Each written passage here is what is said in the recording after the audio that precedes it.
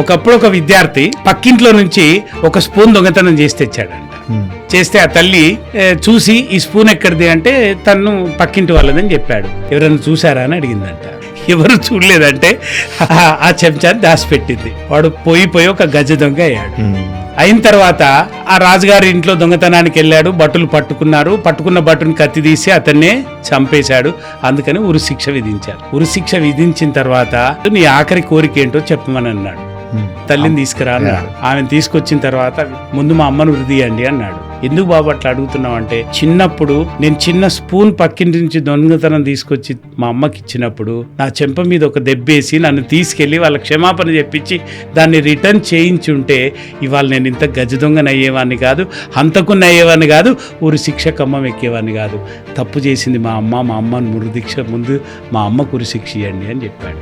చాలా మంది పిల్లలు ఒక స్టేజ్లో ఇట్లాగే ఆలోచిస్తారు తమ తల్లిదండ్రుల గురించి.